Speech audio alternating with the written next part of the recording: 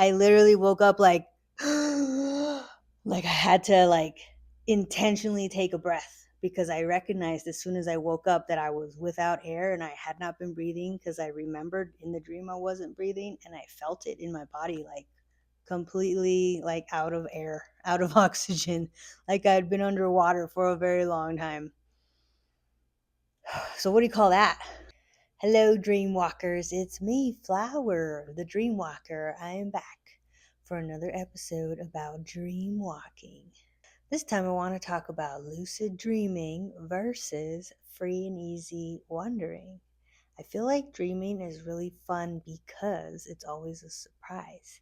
I like to see what my subconscious mind has been marinating in, and what kind of solutions or suggestions or even just feelings it brings to the surface for me. I know a lot of dream content focuses on lucid dreaming, but that's not something that I'm interested in. That's not part of my Dreamwalker philosophy. My Dreamwalker philosophy is centered around being curious.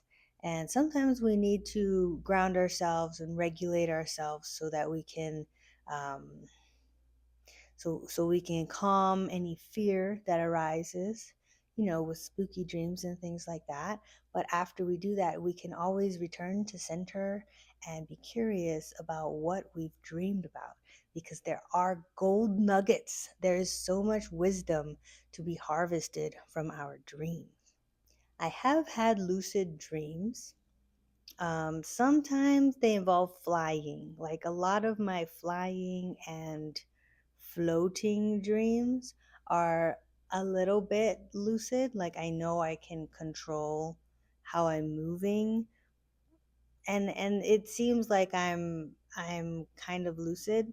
But I'd say the only real lucid dream I had that I can remember is when I was walking up a tower. There was like a tower that had a spiral staircase inside, and the tower was made of this tan kind of large stones stacked on each other. So it was like an old fashioned tower, and it was bright sunlight outside, and inside it was kind of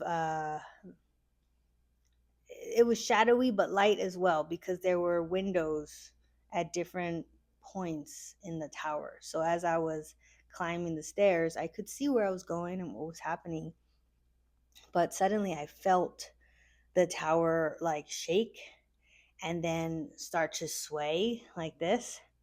And I knew I was going down. I knew that the tower was going to fall. And at that moment, I realized that I was dreaming. And I said, "Oh my God, this is a dream. I can do something about this. Let me make sure that I don't die or that I don't get hurt." So I don't know how lucid that is, because if I knew it was a dream, I might also be aware that I wouldn't get hurt or I wouldn't die. I'll tell you about my dying dream too. So, anyways, in this dream, the tower is waving, and I'm like, all right, what am I gonna do? So on the next time that it waved towards the window, I grabbed onto the window, like the edge of the window, and with the power of my mind, I made the tower kind of curl, kind of like the way a leaf does. You know what I mean? Can you see my leaves here, where they have that natural bloop? So I made the tower, instead of wave, I stopped the wave and I made it just whoop. So how do I put this in words? As the tower leaned and arched, since I was grabbed on the window, my body went out of the window and then was hanging underneath the arch. And so I made the arched tower gently place me on the floor. So once my feet touched the floor, I let go of the tower, and it went back to its erect form, and I was standing on the ground, and I was relieved. Wow. I was like, thanks. Wow, I'm glad that worked out. Like, that was fun. I liked it. It was fun and it wasn't scary, but I feel like that lucidity wasn't um, the kind of thing that most people want out of a lucid dream. You know, most people want to go exploring, maybe create an adventure, sort of like a video game. But I don't need to do that. My dreams are pretty diverse and spontaneous and surprising all on their own. I really like the mystery to it. Okay, I'm going to tell you about the dream where I died, because that one, you would think that I would want to save myself from dying, but in the moment where I was dying, I didn't know I was dreaming. I thought I was really going to die. So what I had been doing was driving across a bridge, and the bridge, it was like an earthquake or something. The bridge like shook, and then like, how do you say, it like turned into two halves of the bridge. Like there was all of a sudden a big gap in the middle of the bridge. So I didn't see the gap in time, or the gap happened just as I was driving over the gap, and my car fell into the gap, and I was looking through the windshield as the car was plummeting to the ground. And I knew I was going to die. So I started saying, Amitofo, Amitofo, Amitofo, Amitofo, which is a Buddha's name. It's like Guan Yin. It's in Mandarin, I think, and it's just saying that Buddha's name. She's like a goddess of compassion.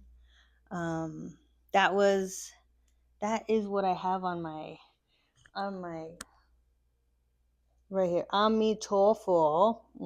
That I got that because my at the time when I was married, my ex-wife thought that would be a nice protection kind of symbol, and I was into it. I was Buddhist for like 10 years, and I was learning a lot of her style of Buddhism.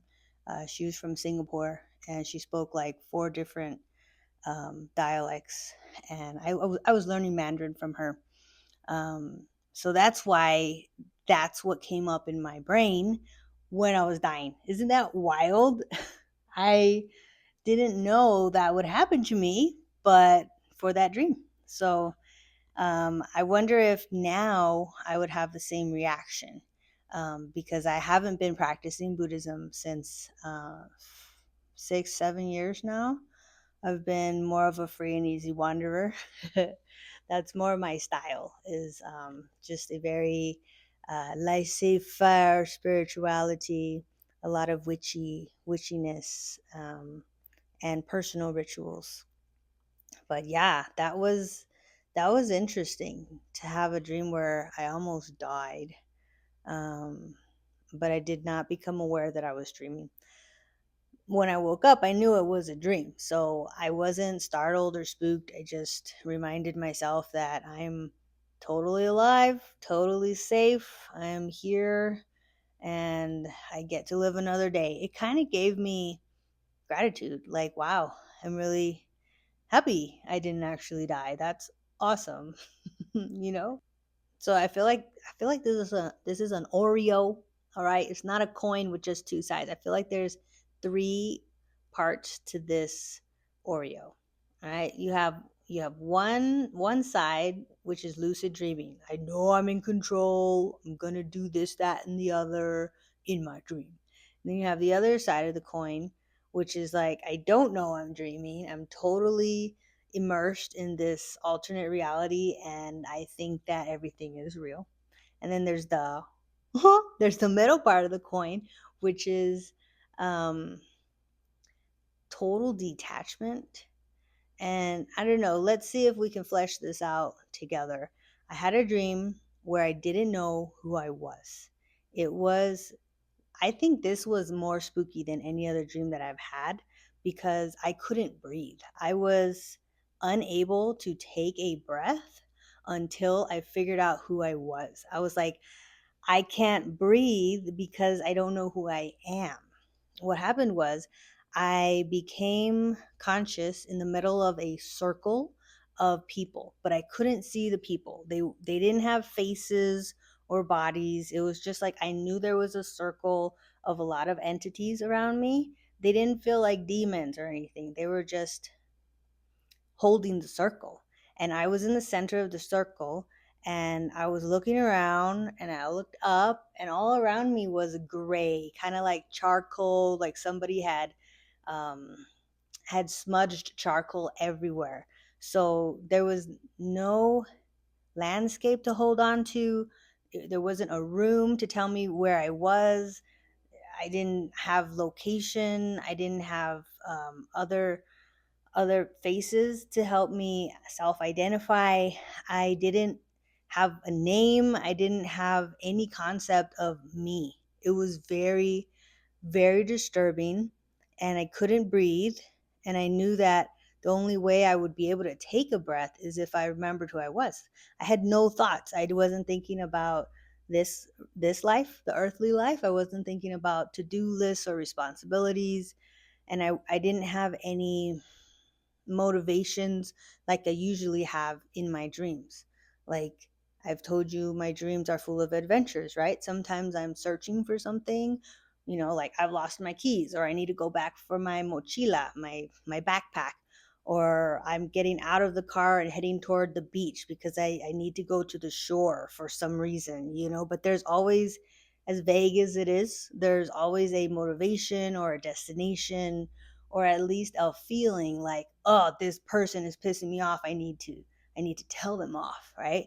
But in this instance, in this circle of entities, I had no personal identity, and that freaked me out so much that I couldn't breathe, and I ended up waking up in order to breathe. Like my body woke me up so that I would actually breathe. I was not breathing.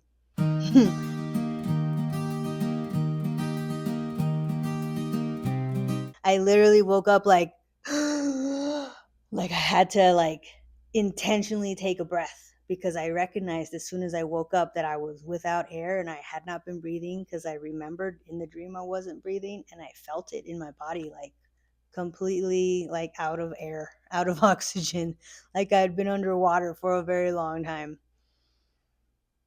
So what do you call that? Is that, because that's not lucid dreaming, and that's not like being completely immersed in a dream reality. That was like having a clean slate. That was like a total blank slate. I mean, I guess you could say it was another reality where everyone else was there, but I didn't know who they were, and I was there, but I didn't know who I was. So it was like the land without identity. That one's a mystery, man. Some dreams leave you wondering. Sometimes you can't make out a solution or a specific message or the moral of the story, and that's okay. As long as you can regulate yourself again. As long as you can bring yourself back into reality when you wake up, you're golden. You can write it down and chalk it up to a wild adventure. It doesn't have to turn into something epic or super meaningful.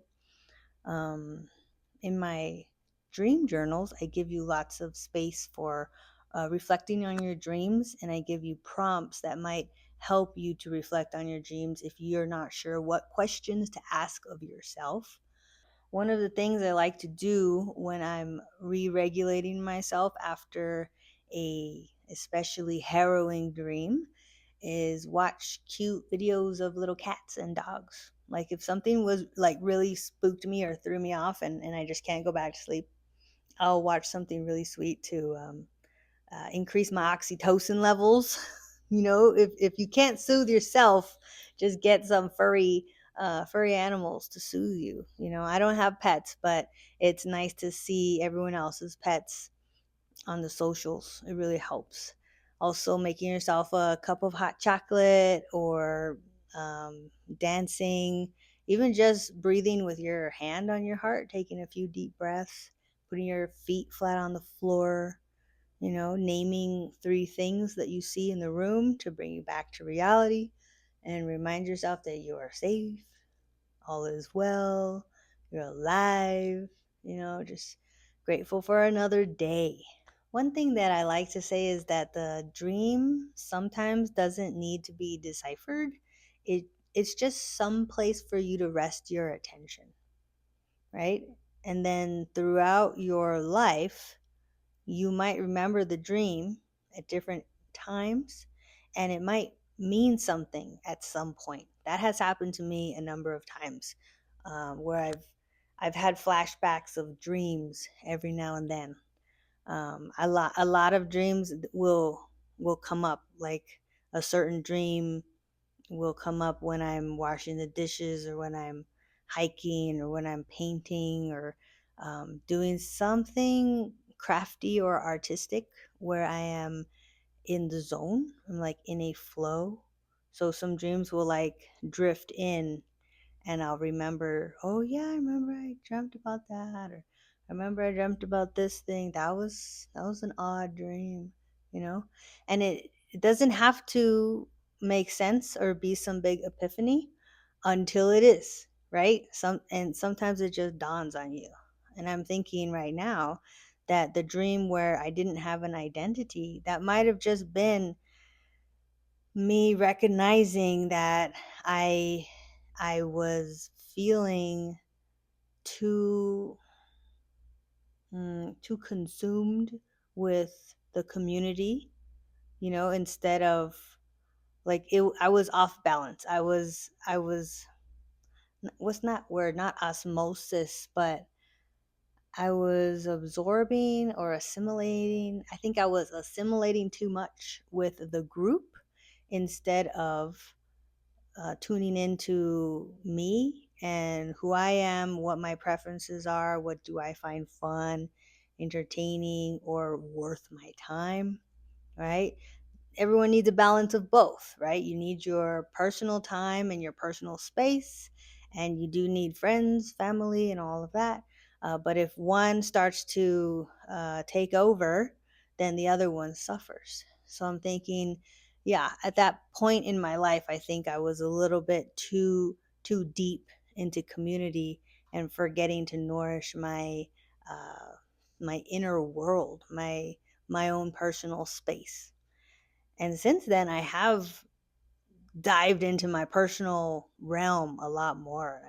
I moved, and I found an apartment that suits me better, suits my hobbies better, gives me enough space to be active and mobile, and also artistic, and start this channel. So I feel really good about how I've selected my color palettes for my home, so that I can feel like I'm nourishing my artistic self, whereas I wasn't doing that before.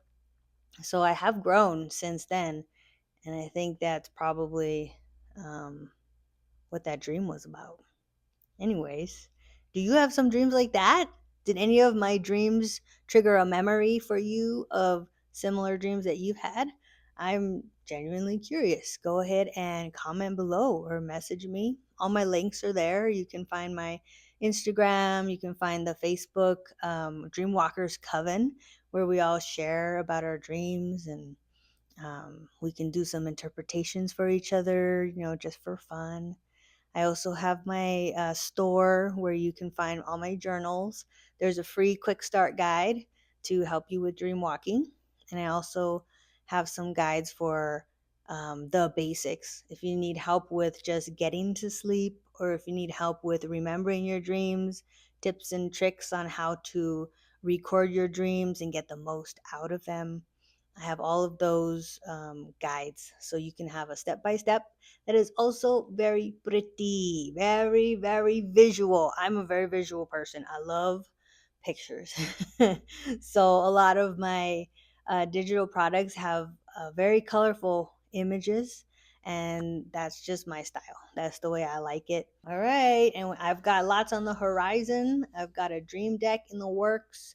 I have a calendar in the works. Okay, dreamwalkers, I'm all done now. Thank you for being here for my little talk about lucid dreaming versus free and easy wandering. Basically, dream walking is not about control, it's about curiosity.